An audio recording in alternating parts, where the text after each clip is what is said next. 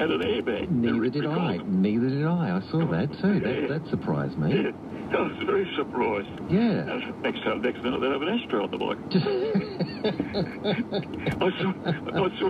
I saw a three-wheel the other day with a stereo system on the. Oh, that's sliding vane superchargers. Oh, yeah. Bolt-on performance enhancing product to suit the Holden Grey motor. Mm-hmm. Contested the Australian Grand Prix several times. He was leading the 1951 Australian Grand Prix when his twin V8 engine Ford suffered mechanical failure. Yeah. Finished fourth in the 1954 Australian Grand Prix, and then he retired to motor racing in 1965, focused on inventing, but his prototypes didn't reach production. He died in Noosa Heads in Queensland back in 1971. He was certainly now on the coaster. That car would have been the one the old man worked on about 47, 48. Oh, really? Okay. Okay. Two V8 stuff together. Yeah. In line, of course. Yeah. Yeah, coupled up. I don't know how we got the bloody thing going. Well, how you kept on the road, but I know it was good for 140 mile an hour on Solix Beach. Is that right? Wow. Yeah. Okay. Yep. There we go. Good on you, Ted. Ta-da. There you go, mate. Bye-bye. Just gone 4:30 now, 8223000. Phil's next on the line. G'day, Phil. Yeah, you was talking about Eldred Norman. Yeah. You know a bit about it? That wasn't one motor, you know. That was two motors hooked together. Yeah, that's what Ted was mentioning. Back to back. Yeah. Two side valve motors, too, not overhead. Oh, okay. And he built one of the first superchargers, of course. Yeah. But during the war, he made gas producers for cars. Gas producers? But what does that mean? Might have been before your time. I'm 87. Oh, so I'd only been 19 those days. I'm 53, so there you go. So what do you mean? He produced... Well, gas you couldn't get petrol. Yeah. So they had this big box on the back with coal and that in it. They used to burn. Yeah. And they used to produce gas. So the car was running on gas. Oh, I see. Okay, I'm with you now. And a friend of mine that I was in the fire brigade with, he used to work for him. Yeah. And pity he wasn't here. He could tell you more about it than I can. Okay. But that one with the two motors in, they used to race up and down the beach. And when he'd turn to come back, he'd go sideways for about the first 200 yards. Oh, it was pretty potent, sort of. I could imagine, yeah. And I knew his brother fairly well. He was a very cluey man with engineering. And I'd be doing the milk round of a morning. At 4 o'clock, he'd be in his workshop, and I'd go and have a talk with him. And a very interesting family. Okay, indeed. And he's... Eldred was married to Nancy Catto, the writer. Right, okay. Did you know that? No, I didn't know. No, to be honest, I wasn't familiar with the name. Yeah, well, they shifted to Queensland because she had asthma very bad. Oh, is that right? Okay. Yeah. Get up in the dry country and that. But I went to Solix Beach in 1948, and I had a brand new aerial Red Hunter motorbike. Yeah. I went in 49, I had a brand new twin Triumph Tiger 100. Yeah. Nice. The next year I went, I had a Vincent HRD. Yeah. And they were capable of 120 mile an hour in 1950. It's unbelievable, isn't it? V-twin. Amazing. Wow. Okay. Had you heard of them? Oh, I have in passing, yeah. I mean, I can recall my dad talking about all of these sorts of bikes, yeah. That's when they used to race with the sidecars at Rowley Park. That's right, yep. And my mate used to ride in this passenger seat. Okay. Oh, scary spot to be. Yeah, well, Jack Prime was one of the main ones, and he said to me one day, my rider can't ride Friday night. He said, what about riding in the sidecar? Yeah. I said, I think that'll be the last thing I'd want to do.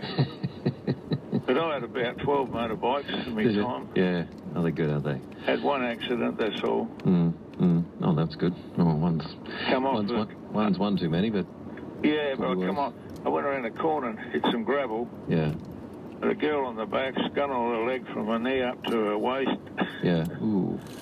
Now, when I heard you talking about Eldred Norman, I thought I'll give you a buzz. Yeah, no, I'm glad you did. Yeah, as I said, it's not a name I was familiar with, but I'll have to read some more about him. Certainly, quite an innovative guy.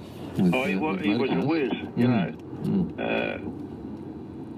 I think he built the first supercharger there was in this country. Okay.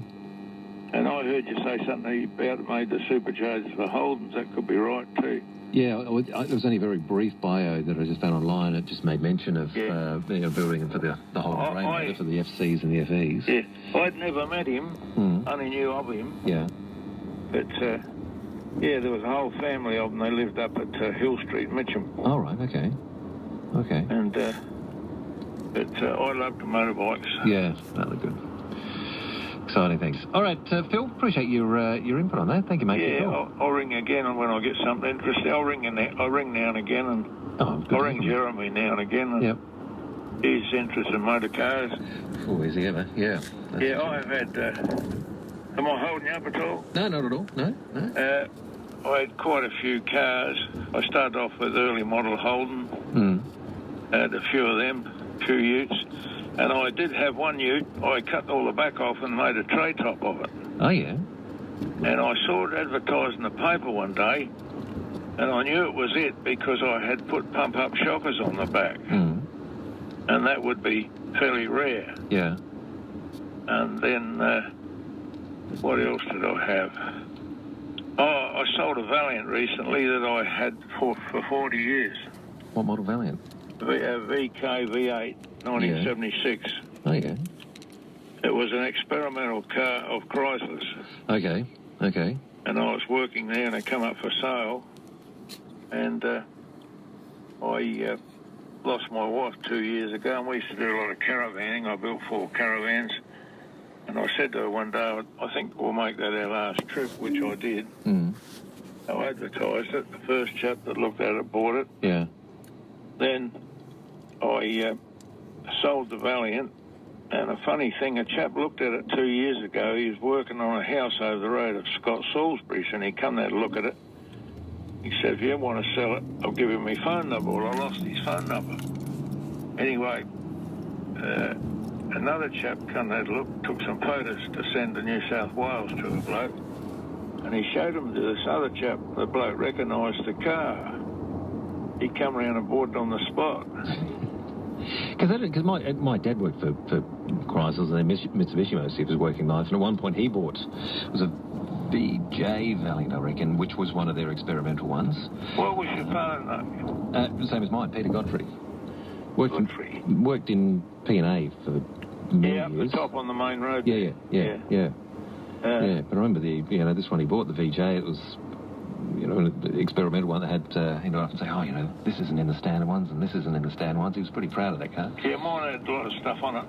Everything that was on the production line. I went to put extra leaf in the back spring once, and I had the spring sitting on the side of the pit. I jerk it up and I get under, it's already added in because it was for the next model. For the next model, yeah. Yeah, indeed. And because they were very weak in the back end, the springs, if you were towing. Oh, really? Okay. They used to turn, the last foot of them used to turn inside out. Did it? Yeah, because Dad, we used to go on caravan holidays, with the family. And some vans with the Valiants Dad had. Yeah, I built 4 caravans. And the RAA used to reckon the V8 Valiant was the best towing car. Yeah. I used to sit on 100 all day. Yeah. You wouldn't know it was on the back. The 360 they had, the big V8. Yeah. Yeah. That was a 5.2, but there was a 5.9. 5.9. Yeah, the 360 was the 5.9. Yeah, 360. Yeah. And I've been a mechanic. I was in the fire brigade for years, but I was a mechanic. I only gave it up 4 years ago, and I was 87 the other day. Oh, well done. Yeah. Yeah, I was talking to Jeremy the other day, and I told him I was 87. He said, give me a ring next year when you're 88. Me too. Give me a call then too. You'll still be there. Yeah, I hope so. Yeah, indeed. Keep it up. What else was I going to say? I forget when I wasn't sleeping too well, so I thought I'll get up and have a talk, make a cup of tea. And, But, no, Eldred Norman was very... double the amount of brains average person, you'd say, I reckon. Okay. I'm just seeing here too, along North Terrace, the Jubilee 150 walk, where there's a whole lot of bronze plaques set in the pavement. There's one commemorating him there as well. Is there? Somewhere along there. Yeah. There's lots of things around you don't know about. Yeah, exactly right. Someone else, like, I found more about Eldred Norman with my mate of mine because he worked for him. You know, but you ask anyone if they know what a gas producer is. Some might, but many won't. Yeah, they used to sit on the back of most cars. Most cars had a carrier thing that used to drop down. Yeah. And they're mostly canvas hoods. And I was at Port Perry for 12 months in the brigade, and I used to work a week on and a week off instead of day on and day off. And they had places there where you could stop and recharge a gas producer off the road so you wouldn't catch it, bushfire and that sort of thing. Yeah. But I don't know what they had to alter on the motor or anything. I was only 18 when I joined the brigade. Yeah, okay. And but I used to go up there on I was coming back from Perry one day on a Triumph, and I was sitting on 85 mile an hour, and the doctor from Crystal Brook went past in his Jaguar as if I was standing still. Oh, dear. He was going to the town for the day. Yeah. Adelaide. Okay.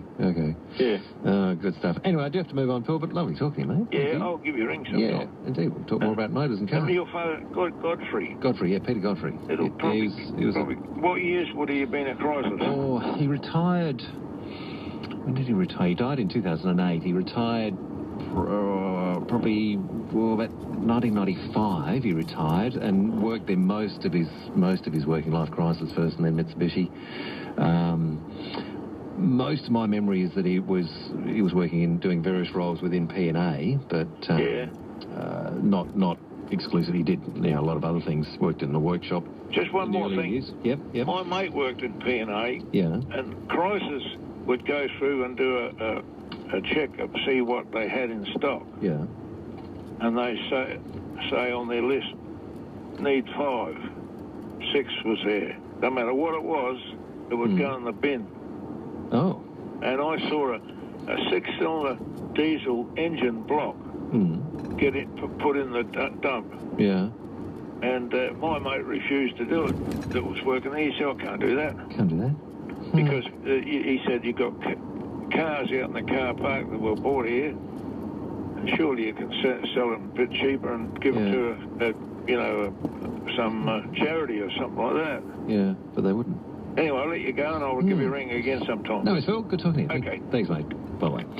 822-300-88. Yeah, just quickly, just before we move on, Eldred Norman, who that sparked that conversation. There was a plaque commemorating him on the Jubilee 150 walk, which are the plaques that are embedded into the pavement along the northern side of North Terrace between King William Street and Pulteney Street. They're all arranged in alphabetical order, and I assume that means they start days, I guess, at King William Street and moving along. So if you're along there at one point, you know a bit about Eldred Norman. He does have a plaque featured there. Eldred Norman, 1914 to 1971, car designer and driver, the plaque says. So check it out if you're along North Terrace. 18 minutes to 5 now. If you want a tropical getaway. Trip down memory lane. He had a sister, Ruth Norman, who never married, and she was a close friend of my mother's, and okay. They had a massive property on Hill Street, Mitcham, and then it was carved up, and she lived in one part of it, and she had a swimming pool and stuff like that. And they had a property down at Christie's Beach and down at Goolwa, and so they're a pretty affluent family. Yeah. But anyway, he mentioned his wife, Nancy Cato. She kept her maiden name as a writer. Yeah. And she wrote All the Rivers Run, on which the TV series was based. Oh, okay, yeah, I know she that. wrote that. I didn't realise Nancy that. Cato. Yeah, okay. And she would write for the Advertiser, and she could write in a humorous or serious vein. Yeah. She wrote a very funny, when parking meters first were introduced in the city of Adelaide, she wrote Meters, Motors. Very funny article, and it sort of, I never forgot that one. Okay. But yeah, they're a pretty affluent family, and right.